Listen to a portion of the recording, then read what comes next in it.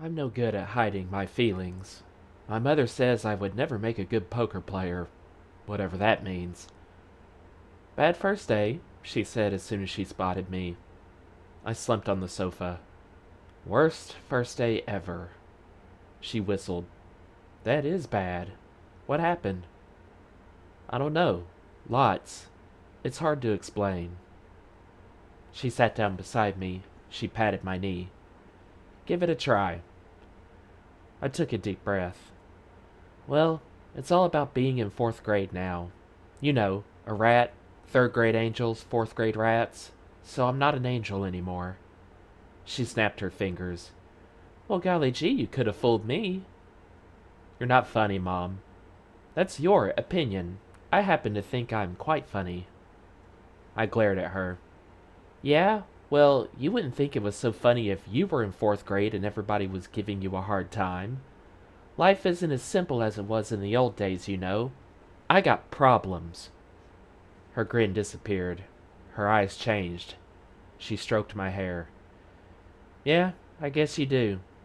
Tell you what, she squeezed my leg. I think it's time for a bath.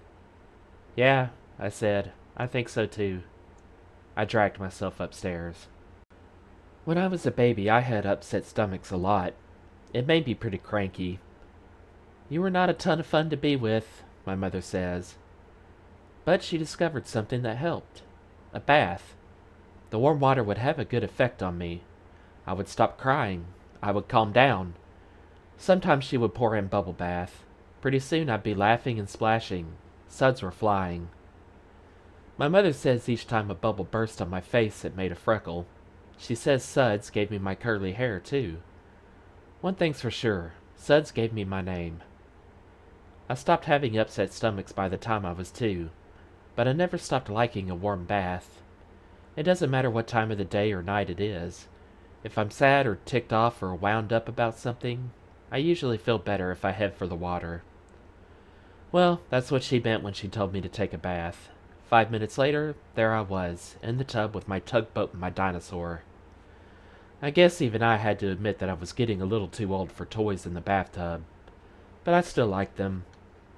They've been with me as long as I can remember. What was I supposed to do? All of a sudden hate them? Throw them away? I started thinking about my life, the most important things in it. My Disney World t-shirt, my bike, my Klondike bars, my Matchbox car collection, Heavenly Hash ice cream, sliding boards, Spider-Man, Winky, my one-eyed teddy bear, my oldest friend in the world. I tried to picture life without them. I couldn't. I always thought when you grew up, stuff like bikes and bubblegum just sort of disappeared from your life. You didn't want them anymore. They got replaced by cars and coffee and all. I never thought you actually had to give them up, whether you were ready to or not. I thought growing up was just something that happened. You just sorta went along for the ride. But if Joey was right, growing up didn't just happen. You had to work at it. And that, according to Joey, meant being a rat. For the first time in my life, I wanted time to slow down. I didn't care if I never had another birthday, as long as I could keep my one-eyed teddy bear. My brain was sore from all this thinking. I ran the faucet some more. I let myself sink into the water. The lower I sank, the better I felt. It was like I could feel time slowing down, feel it stopping, going backwards. Back to third grade angels, second grade cats, first grade babies, little yellow tugboats bobbing in the water. Bobbing, bobbing. My mother's voice. Sudsy, dinner time! As soon as I sat down to dinner, Zippernose, otherwise known as my sister, Amy, sneered at me. Rat. She didn't stop there. She puckered her mouth and raised her upper lip, baring her 2 front teeth. I had to admit, it was a good imitation. Rat, rat, rat, she went. My mother plopped some mashed potatoes on her plate. Amy, stop. It was too late. Baby brother Bubba was already baring his little fangs and going, Wat, wat, wat. He doesn't say his R's right yet. Bubba, you too, snapped my mother. Right, Mom.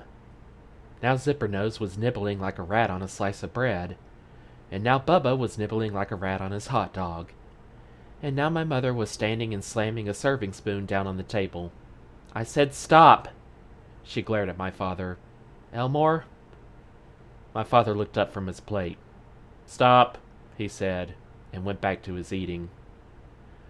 My mother is pretty laid back, but compared to my father, she's a nervous wreck. My mother sat back down. Mom, whined Zippernose, I can't help it. He's a rat now. I'm just treating him like the dirty, rotten, slimy rat that he is. Wat, wat, said Bubba. Enough, commanded my mom. Amy, another word from you, and you can leave the table. Zippernose's words stopped, but not her faces. She kept baring her front teeth and nibbling on her food. All right, said Mom. Upstairs. Zippernose screeched. Mom, I didn't say anything. You're making faces. You said not another word. You didn't say not another face. I'm saying it now. Your dinner is over. Leave the table. Upstairs to your room. Close the door. Good night. Zippernose stomped off. Before she ran upstairs, she yelled back, Rodent! Bubba echoed, Wodent? Wodent? Wodent? Then he started laughing. When Bubba laughs and eats at the same time, he becomes a midget volcano. Pieces of mashed potato and hot dog were flying everywhere. I slammed my fork down. I'm out of here. I stomped off. My mother called, Suds, here. I didn't say no, like Joey told me, but I didn't say yes either. I just kept going.